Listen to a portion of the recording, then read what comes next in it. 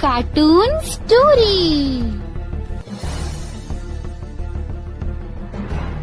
पिंकी के पति कमलेश की दुकान पर गांव का गुंडा जग्गू दादा आता है और धमकी देकर जाता है कि अगर उसने 1 लाख रुपए नहीं दिए तो वो दुकान तोड़ देगा। घर में सभी परेशान होते हैं। अरे सत्यानाश हो उस जग्गू का, अच्छा खासा लड़का था, पता नहीं क्यों गुंडागर्दी करने लगा। किसी की भी जमीन हड़प लेता है और अब हमारी दुकान के पीछे पड़ा है नास पीटा। मेरे तो कुछ भी समझ में नहीं आ रहा कि मैं क्या करूं। अरे बेटा, मैं तो कह रही हूं कि 1 लाख रुपए दे दो और छुट्टी पाओ इस जग्गू दादा से।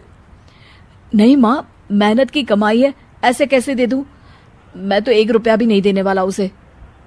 अरे पैसा तो दोबारा भी कमा लेंगे, पर जान है तो जहान है। नहीं पिताजी, मैं नहीं दूंगा पैसे, मैंने फैसला कर लिया है। पिंकी कमरे में आकर सोचने लगती है, मेरे पति के ऊपर ये कैसी मुसीबत आ गई है। हे भगवान, क्या करूं मैं? तभी उसे जादुई पत्थर से आवाज सुनाई देती है, दन दना दन दन दन दन, जो चाहे वो तू बन। अरे हाँ, मैं भी कितनी भुलक्कड़ हूँ, मेरे पास तो जादुई पत्थर है, पर मैं क्या करूं? जग्गू दादा तो बहुत बड़ा गुंडा है, उसका सामना मैं कैसे कर पाऊंगी? पर मुझे ये करना ही होगा। पिंकी प्लान बनाती है और उसे एक आइडिया आता है और वो आइडिया वो सबको बताती है। सुनिए, मेरे पास एक प्लान है। आप जग्गू दादा को पैसे देकर उन्हें घर पर खाने पर बुलाइए। सब ये सुनकर दंग रह जाते हैं।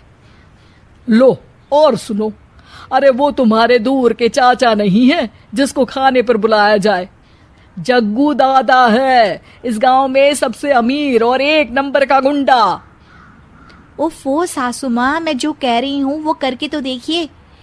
मैं आपको यकीन दिलाती हूँ कि कल के बाद जग्गू दादा हमें कभी परेशान नहीं करेगा।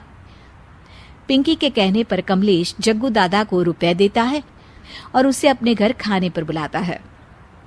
अरे भाई, मानना पड़ेगा कमलेश, काफी तरक्की कर लिया तुमने। 1 लाख रुपए तो बड़ा ही कम डोनेशन था। जग्गू दादा सोफे पर बैठता है और सबसे मिलने लगता है। अरे भाई, लता मौसी ठीक तो हो ना? सुना है घुटने में बहुत दर्द रहता है। हाँ बेटा, पर तुझे कैसे पता चला? अरे जग्गू दादा सारे गांव की खोज खबर रखता है, और वैसे भी मेरी माँ और आप तो बचपन की सहेलियां थी ना, तो आप तो हमारी मौसी हुई। मौसी कहकर 1 लाख रुपए का चूना लगा रहा है कमबख्त। तभी बेल बजती है और कमलेश दरवाजा खोलता है तो सब दंग रह जाते हैं। अरे एमपी साहब, आप आइए आइए। आप कमलेश को कैसे जानते हैं? अरे भाई, कमलेश हमारे बड़े ही अच्छे मित्र हैं और मैंने सुना है कि आप इनकी दुकान हड़पना चाहते हैं, इनसे चंदा भी मांगते हैं आप। अरे एमपी जी, वो तो बस थोड़ा धंधे में मंदी चल रही थी तो गांव वालों से थोड़ी मदद मांग ली। देखो जग्गू दादा, होंगे दादा तुम अपने घर के, ये हमारे पहचान के लोग हैं। इनके साथ तुमने कुछ भी उल्टा सीधा किया तो सीधा जेल में डाल देंगे, समझे? फिर वहां बाकी कैदियों से चंदा मांगते फिरोगे क्या? जग्गू घबरा जाता है और वहां से जाने लगता है। जी जी एमपी जी, समझ गए, हम चलते हैं। हमें माफ कर दो कमलेश बाबू। अरे बेटा, खाना तो खा लेता। अरे जग्गू। जग्गू दादा को भागता देख एमपी के रूप में बदली पिंकी हंसने लगती है और सब एमपी के पास आते हैं और उनका धन्यवाद करते हैं। आपको कैसे पता चला एमपी साहब कि जग्गू हमें परेशान कर रहा था? आपकी बहू पिंकी है ना, बड़ी ही समझदार है। वो मेरे ऑफिस आई और मुझसे मदद मांगी। क्या पिंकी ने यह सब किया? पिंकी अपने रूप में वापस आ रही होती है।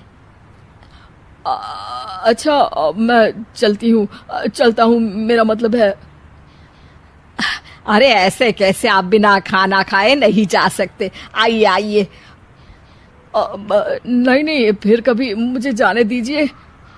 पिंकी भागती है। अरे इन्हें किस बात की जल्दी थी? लगता है कोई इम्पोर्टेंट मीटिंग होगी माँ। हाँ भाई, बड़े लोग हैं, दिन में कुछ ना कुछ चलता ही रहता है। लेकिन भगवान का शुक्र है कि आज बहू की वजह से सब सही हो गया। पर बहू है कहाँ? पिंकी घर से दूर भागते भागते अपने रूप में वापस आ जाती है। उफ, बाल बाल बच गई आज तो। Yeah.